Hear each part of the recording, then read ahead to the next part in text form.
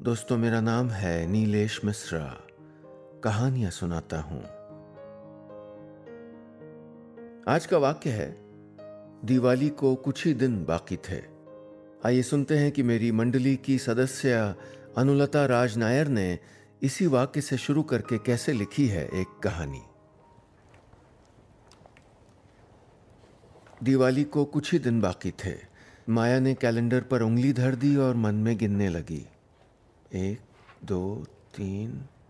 इंतज़ार कितना सुंदर होता है, उसने सोचा और पास रखे ड्रेसिंग टेबल की ड्रॉर खोल के काजल स्टिक निकाल ली और अपनी आंखों को गहरा कर डाला। तेरी आंखों में दो दो जहां हैं, उसे अमन का कहा याद आया तो एकदम से रुलाई आ गई। काजल गालों तक बह गया। उसने कैलेंडर का पन्ना फाड़ के डस्टबिन में डाल दिया। न तारीख दिखेगी, न ही पता लगेगा कि दिवाली आने को है, और न ये याद आएगा कि पिछले बरस उसी अमावस की स्याह रात को अमन उसे छोड़ के चला गया था। कितना विरोधाभास है इस बात में। वो छोड़ गया क्योंकि वो उसे पाने की जल्दी में था, चला गया दूर क्योंकि वो करीब आना चाहता था। माया के जहन में वो रात फिर से अपने काजल से सने पांव लेकर चली आई। सुबह से दोनों ने तय किया था कि दिवाली साथ मिलकर माया के फ्लैट में ही मनाएंगे। दोनों ही उस बरस घर नहीं जा सके थे। दोनों ही अकेले थे। माया ने सुबह से गुजिये बनाए, पापड़ी बनाई, दरवाजे पर रंगोली डाली, लिफ्टमैन से कहकर आम के पत्ते मंगवाए, बंधनवार सजाया, लक्ष्मी जी की छोटी सी मूर्ति लाई और मिट्टी के दिए खरीदकर पानी में भिगोए। त्योहारों पर तो साड़ी पहना कर बेटा। माँ का उलाहना याद आया तो शाम को माँ की दी हुई एक साड़ी निकाल ली थी, सुनहरे बॉर्डर वाली जामुनी पटोला साड़ी। उस रात देर तक अपनी बिल्डिंग की 8वीं मंजिल से दोनों शहर की रोशनी देखते रहे थे। आसमान में उड़ते आकाश दीप, झिलमिल करते छोटे छोटे बल्बों की लड़ियां और घरों की दीवारों पर सजे मिट्टी के दिए। माया ने अमन की आंखों में झांका तो वहां उसे वही सारी रोशनी दिखाई दी थी। वो उसके जरा सा पास खिसक आई। पिछले 1.5 साल में दोनों दोस्त से कहीं ज्यादा हो चुके थे। अमन ने अपनी बाहें उसके इर्द गिर्द लपेट लीं और कुछ पलों बाद उसकी कलाई थामे भीतर ले आया और उसे सीने से लगाए उसके कानों में कुछ भला भला सा कहता रहा। बताशे की मिठास सी घुल रही थी उसकी बातें। कुछ देर दोनों यूं ही खोए से रहे और तभी अमन की गिरफ्त थोड़ा कसने लगी। वो थोड़ा और करीब आया, फिर थोड़ा और। माया असहज होने लगी। उसने खुद को छुड़ा लिया था, ना कहा था एकदम सख्ती से, पर अमन वो तो एकदम नाराज हो गया था। कितनी ही बातें कह डाली थी उसने। तन्ना के बाहर निकल गया था वो तेजी से दरवाजा पटक कर। उस दिन के बाद न उसने कभी कॉल किया न मैसेज, पर माया को अब भी अपने कहे चंद शब्द सुनाई देते हैं। नहीं अमन, ना यानी ना, प्लीज। और साथ ही सुनाई देता है उसका कहा, यार तुम स्मॉल टाउन गर्ल ही रहोगी। बीती दिवाली की कड़वी यादें और सर उठाती तभी माया के फ्लैट की कॉल बेल बजी। सामने एक लड़का खड़ा था। बातचीत तो नहीं हुई पर जानती थी कि कुछ दिन पहले बगल वाले फ्लैट में आया था। चेहरे पर हल्की सी मुस्कुराहट और माथे पर बच्चों की तरह बिखरे बाल। उसके पीछे बिल्डिंग के बच्चे हाथ बांधे खड़े थे। माया कुछ पूछती उसके पहले वो बोला, हाय आई एम मोहित, आपका पड़ोसी। वैसे मुंबई जैसे शहर में कोई ऐसे पड़ोसियों के दरवाजे नॉक नहीं करता, पर मैं थोड़ा छोटे शहर का बंदा हूं ना, स्मॉल टाउन गाय। उसने मुस्कुरा के कहा तो माया भी हंस दी। बच्चे इस ओपन स्पेस में दिवाली सेलिब्रेशन करना चाहते हैं। आपका रास्ता रुकेगा, थोड़ा शोर भी होगा, पर जस्ट फॉर 3 days प्लीज।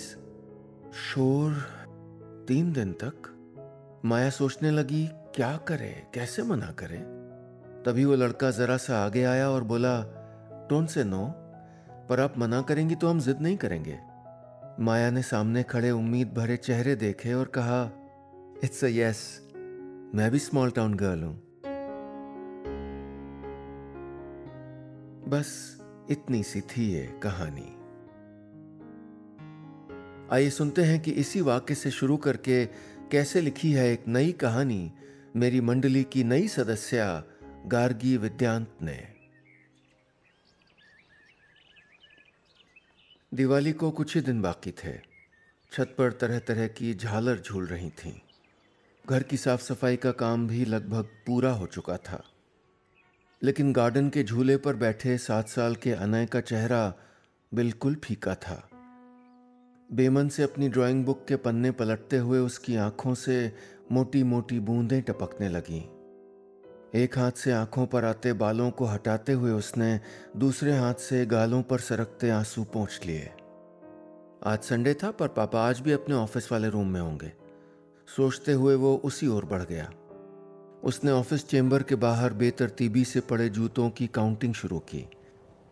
3, 4, 5 और ये 6। आज फिर पापा के साथ ब्रेकफास्ट मिस। मन ही मन हिसाब लगाते हुए अनय ने दीवार पर टंगी नेम प्लेट पर नज़र डाली। उस पर लिखा था एडवोकेट समीर शुक्ला। दरवाजे पर झूलते पर्दों से अपनी मुंडी घुसाकर उसने अंदर झांकने की कोशिश की। पापा की नज़र जैसे ही उस पर पड़ी तो उन्होंने इशारे से उसको अपने पास बुला लिया। अनय, सबको हैप्पी दिवाली विश करो बेटा। अपने क्लाइंट्स की तरफ देखते हुए पापा ने कहा तो उसने ज़ोर से ना में सर झटक दिया। पापा ने जिद नहीं की, वो जानते थे कि उनका बेटा उदास है।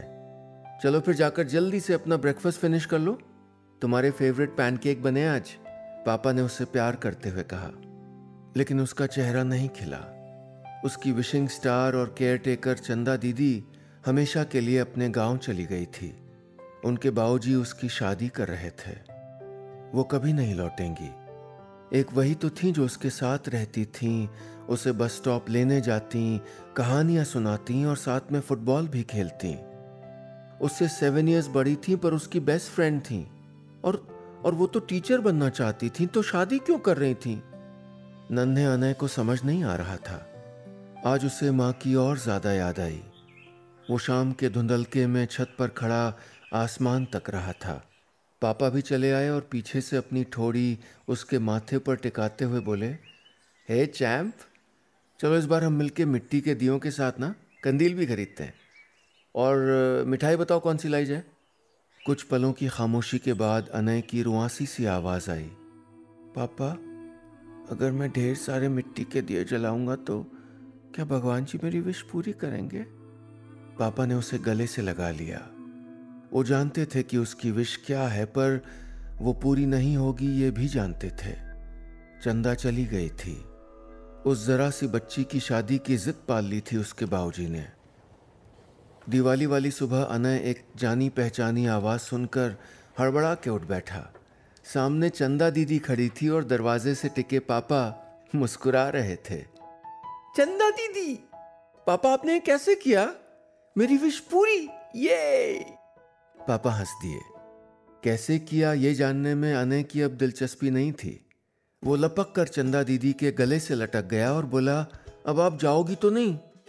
चंदा ने अनय के माथे पर लटक आए बाल संवारे, फिर इतरा के बोली, नहीं जाऊंगी, मेरा भी यहाँ बड़े स्कूल में एडमिशन हो गया है, अब देखना मैं टीचर भी बनूंगी।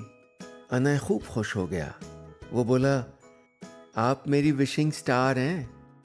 चंदा भी मुस्कुराई और अनय के कानों में फुसफुसाई, और तुम्हारे पापा मेरे विशिंग स्टार। बस इतनी सी थी ये कहानी। आइए सुनते हैं कि मेरी मंडली की सदस्य छवि निगम ने इसी वाक्य से शुरू करके कैसे लिखी है एक नन्ही कहानी। दिवाली को कुछ ही दिन बाकी थे, लेकिन पुचकी का घरौंदा अभी तक नहीं बना था। बना तो क्या, बनना शुरू तक नहीं हुआ था। 6 साल की पूर्णिमा यानी पुचकी के पेट में खुदर पुदर होने लगी थी। दिन में 10 बार वो फुदकती हुई मुंडेर के कोने में झांकती, फिर वहां खाली जगह देखकर मायूस लौट आती। पिछली दिवाली पूरे मोहल्ले में सबसे न्यारा और जगमग बना था उसका घरौंदा। मम्मी ने गेरू से कच्ची जमीन लीप दी थी और पापा ने खूब जमा जमा कर मिट्टी से दीवारें और छत बनाई थीं। पुचकी की हर गुड़िया गुड्डे के लिए एक एक कोठरिया थी उसमें। कंगूरेदार छत और सीढ़ियां भी थीं।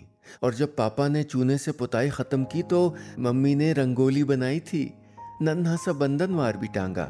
थालियों में खील खिलौने भरकर उसमें मिट्टी की चमाचम गुजरियां, ठोड़ी पकड़े बैठा बबुआ, शेर, हाथी, छोटे छोटे चकला बेलन, हांडी, तवा, सूप, तसला और चूल्हे चौके के छोटे छोटे बर्तन सजा दिए थे। साथ में उन्होंने कहानियां भी तो सुनाई थीं, गणेश जी की, राम रावण की, नरकासुर वाली, जाने कितनी सारी। और जब पापा ने उनमें अपने बचपन के मजेदार किस्से भी जोड़ दिए, तब तो उसने कूद कूद कर वो तालियां बजाई कि बस। लेकिन सबसे ज्यादा मजा उसको तब आया था जब मम्मी के गालों पर गेरू मलकर पापा पुचकी के पीछे छुप गए थे, लेकिन मम्मी ने पकड़कर उनके मुंह में बताशे ठूस दिए। तब तो हंसते हंसते पुचकी का मुंह दुखने लगा था। लेकिन इस बार सब गड़बड़ सड़बड़ था। मम्मी पापा की शायद कट्टी थी, क्योंकि कुछ दिनों से मम्मी की खटर पटर तेज हो गई थी और पापा मोबाइल से बिल्कुल चिपक गए थे। सामान भरे झोले आंगन में लुढ़क पुढ़क रहे थे, लेकिन कोई काम धाम नहीं हो रहा था। कसमसाते हुए पुचकी पापा के पास पहुंची। पापा, मिन्नी, सोनी, पिंकू, ज्योति सब कोई के घरौंदे बनने लगे, हम कब भी बनाएंगे?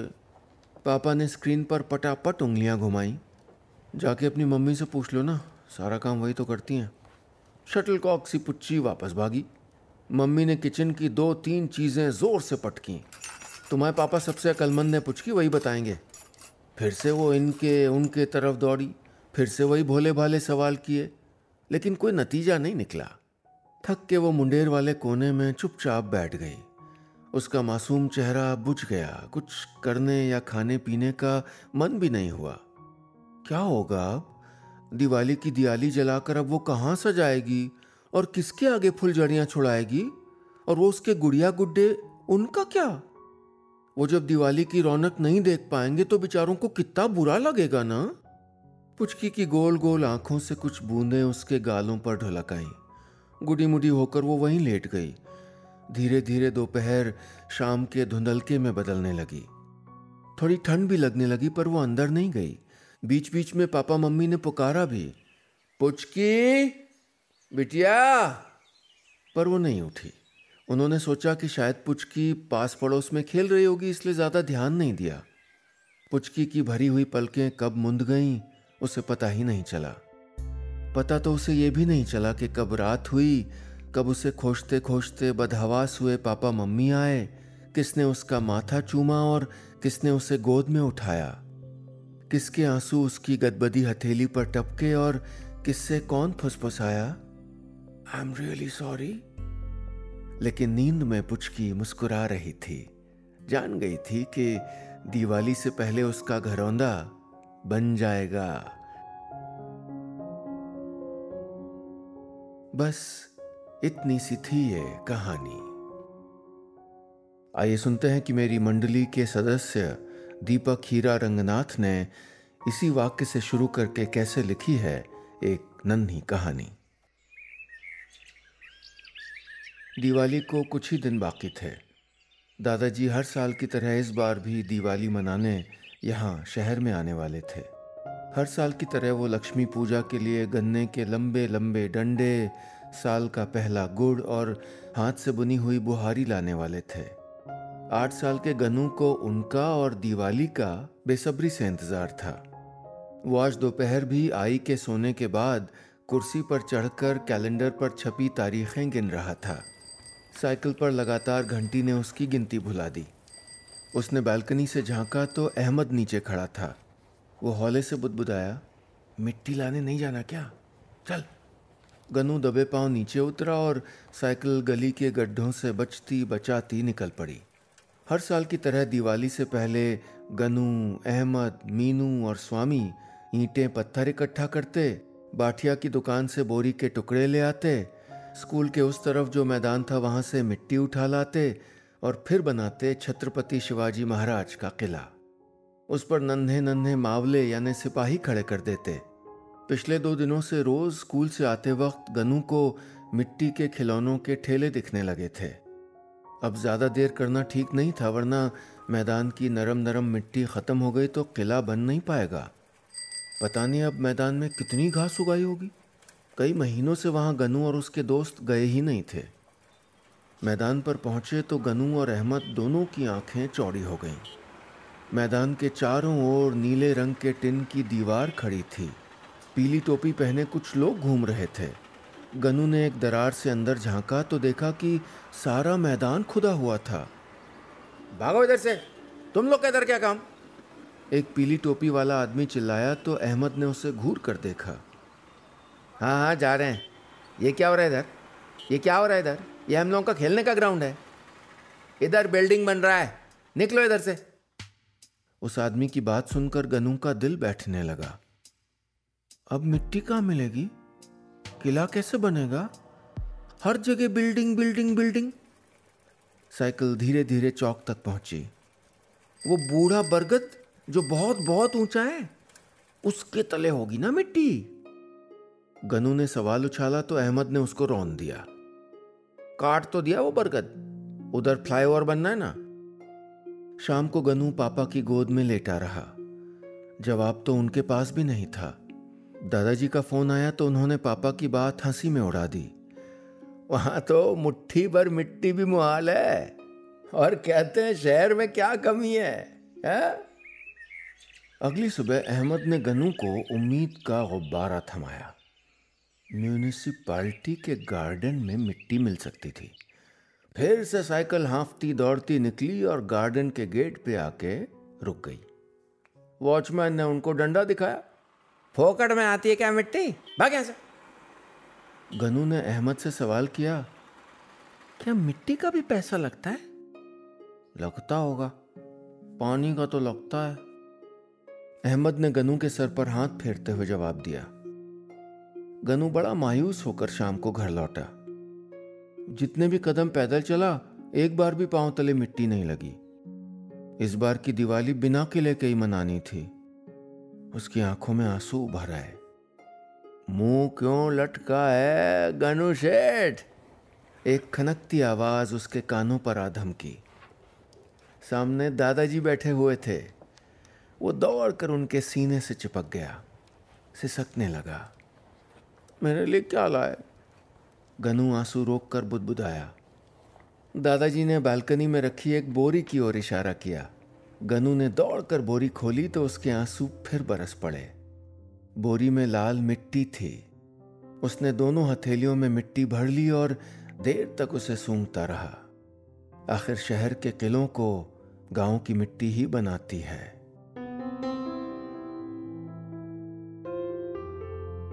बस इतनी सी थी ये कहानी। आइए सुनते हैं कि मेरी मंडली के सदस्य किंशुक कौशिक ने इसी वाक्य से शुरू करके कैसे लिखी है एक नन्ही कहानी। दिवाली को कुछ ही दिन बाकी थे। कल से स्कूल की छुट्टियां शुरू होने वाली थीं तो आज रिया की क्लास टीचर भी त्योहार के रंग में थीं। कुछ पढ़ाने के बजाय उन्होंने बच्चों से अपनी सबसे पसंदीदा दिवाली की याद सबसे साझा करने को कहा। पिछले साल मेरी मम्मी ने इतनी सही गुजिया बनाई थी, इतनी सही गुजिया बनाई थी कि मैंने एक साथ 4 खा ली। एक बच्चे ने शुरुआत की। मैंने इतने सारे पटाखे फोड़े। दूसरे लड़के ने जोड़ा। मेरी पूरी फैमिली इतने अच्छे कपड़े पहन के तैयार हुई और हमने खूब फोटो खिंचवाए। अब रिया की एक सहेली ने हाथ उठाकर कहा, रिया तुम भी कुछ बताओ। टीचर ने रिया से कहा। रिया की मम्मी ने पिछली दिवाली पर कोई पकवान नहीं बनाए। उसे याद ही नहीं था कि कब उसकी मम्मी साड़ी पहनकर तैयार हुई थी और पिछली दिवाली पर तो मम्मी उनके साथ थी भी नहीं। रिया ने बस ना में सर हिला दिया और फिर कोई और अपनी दिवाली की याद बताने लगा। दोपहर में जब पापा रिया को लेने आए तो वो एकदम चुप थी। उन्होंने बहुत पूछा, तब रुंधे गले से बोली, पापा मैं क्या लिखूं दिवाली का? पापा ने उसका माथा चूम लिया और वहां से घर जाने के बजाय पापा ने स्कूटर सीधा कॉफ़ी हाउस के बाहर लाकर रोका तो रिया का मूड थोड़ा बदल गया। जल्दी से अपना फेवरेट चीज़ डोसा ख़त्म करके पापा और रिया ने न्यू मार्केट से कुछ दिए, कुछ रंगोली का सामान और थोड़ी सी मिठाइयाँ ख़रीदी। फिर मॉल में जाकर एक अच्छी सी फ्रॉक भी। लेकिन रात को रिया फिर उदास थी और भीगी आंखें लिए ही सो गई। अगली सुबह भी वही चुप्पी, वही उदासी। पापा ने बढ़िया टोस्ट बनाया, मज़ेदार सा चुटकुला सुनाया, टीवी पर उसका फेवरेट शो चलाया, पर कोई फ़ायदा नहीं।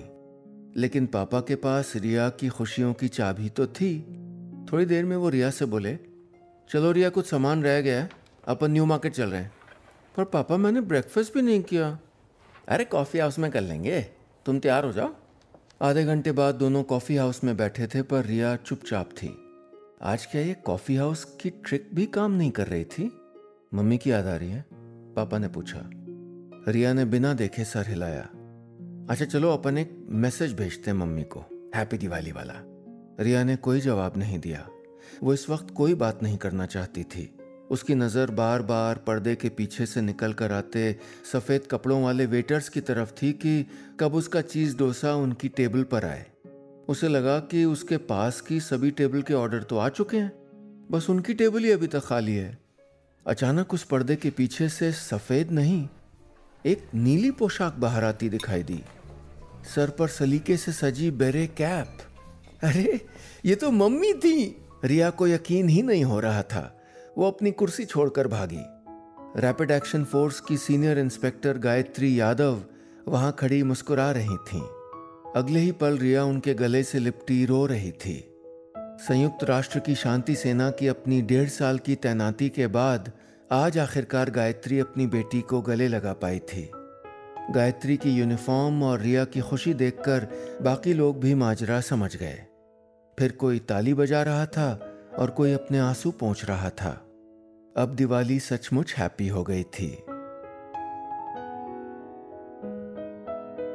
बस इतनी सी थी ये कहानी। आइए सुनते हैं कि मेरी मंडली की सदस्य हर्षा श्री ने इसी वाक्य से शुरू करके कैसे लिखी है एक नन्ही कहानी। दिवाली को कुछ ही दिन बाकी थे। कीर्ति दफ्तर में अपने कैबिन में बैठकर शहर में लगाए जाने वाले स्लोगन फाइनल कर रही थी। गरीब का घर रोशन करवाएं, आओ दिवाली पे दिए जलाएं, बुजुर्गों मरीजों से प्यार दिखाएं, पटाखे थोड़ा कम जलाएं। उसने स्लोगन फाइनल करके अपने स्टाफ को अगले दिन पोस्टर लगाने के लिए दिया और घर की ओर चल पड़ी। पर्यावरण के लिए काम करने वाले इस विभाग में कीर्ति का ट्रांसफ़र इसी बरस हुआ था और ज़िंदगी में पहली बार वो दिवाली पर पटाखे खरीदने की जगह इन्हें कम जलाने की अपील कर रही थी। ये काम करते हुए बहुत सारी जानकारियां मिली थीं और उसने सोच लिया था कि अब से वो या तो बिना पटाखों की या कम पटाखों की दिवाली मनाएगी। इन दिनों पोल्यूशन भी कितना बढ़ता जा रहा है और कोरोना के बाद तो लोगों के लंग्स पर भी काफ़ी असर हुआ है। लेकिन संजय और मिली को कैसे समझाए? ज़रूरी तो नहीं कि ये बात उनको पसंद आ जाए। पिछले 1 हफ्ते से मिली इंतज़ार कर रही है कि कब वो मम्मी पापा के साथ शॉपिंग के लिए जाए और अपने मनपसंद पटाखे खरीदे। कब चलेंगे मार्केट? आप रोज़ बोलते हैं चलेंगे चलेंगे, पर चलते ही नहीं हैं। मुझे कितने सारे पटाखे लेने हैं, फुलझड़ी, चरखी, अनार, रॉकेट, चटाई, सब। उसकी शॉपिंग लिस्ट में इसके सिवा कोई और सामान नहीं था। क्या हुआ? ये लो चाय पी के फ्रेश हो जाओ और फिर चल के शॉपिंग कराते हैं, बाद में बहुत भीड़ हो जाएगी। उसके घर लौटने पर संजय ने चाय का कप थमाते हुए कहा, सुनो ना, पटाखे रहने देते हैं इस बार। दूसरों को नसीहत देने के पहले खुद भी तो अमल करें। कीर्ति ने अपने स्लोगन के बारे में बताते हुए संजय से कहा तो वो हैरान हो गया। पटाखे के बिना दिवाली? बिल्कुल नहीं भाई, साल में एक ही तो दिन होता है। मुझे तो पटाखों के नाम से ही बचपन की शरारतें याद आ जाती हैं। और मिली के बारे में सोचो ज़रा, उसके लिए तो दिवाली का मतलब ही है अनार, चरखी, रॉकेट। 11 साल की है, इतनी बड़ी नहीं हुई है भाई अभी, उसकी यादें भी तो बनने दो। लेकिन कीर्ति ने कुछ कहना चाहा कि तभी धूम धड़ाम शूं फट फट की तेज आवाज़ें सुनाई देने लगीं। हवाओं में पटाखों का तीखा धुआं भर गया। देखो चल रहे हैं ना इतने पटाखे। मैं कहता हूँ ये स्लोगन वोगन से कुछ नहीं होने वाला, और एक हमारे न चलाने से कौन सा पोल्यूशन कम हो जाएगा। अब ज़्यादा सोचो मत, फटाफट तैयार हो जाओ, मैं मिली को बुलाता हूँ। मिली, मिली। संजय आवाज़ लगाते हुए कमरे में गया तो देखा कि वो तन्मयता से चार्ट पेपर पर झुकी हुई पोस्टर बना रही है, हाउ पोल्यूशन हार्म्स अस, और सामने इंटरनेट पर यही टॉपिक खुला है। हॉलिडे होमवर्क था शायद। चलो बेटू पटाखे लेने, संजय ने कहा तो उसने चार्ट पर बने फेफड़ों में काला भूरा रंग भरते हुए कंधे उचकाए। मुझे नहीं चाहिए, मैम ने कहा कि पोल्यूशन होता है। संजय ने हैरानी से उसको देखा। नहीं चाहिए? फिर बिना पटाखे बोरिंग दिवाली मनाएंगे हम लोग। पूजा करो, दिया मोमबत्ती झालर जलाओ और सो जाओ बस। अरे नहीं पापा, बहुत मज़ा आएगा। हम लोग राम जी के अयोध्या लौटने वाला नाटक कर रहे हैं। सोनी राम जी बनेगी और किट्टू सीता माता, मैं हनुमान जी बनूंगी। मम्मी मेरी खूब चमकीली पूंछ बना देना। मिली ने दरवाजे पर खड़ी कीर्ति से कहा, जो कमर पर हाथ रखे मुस्कुराकर संजय को देख रही थी। बस इतनी सी थी ये कहानी।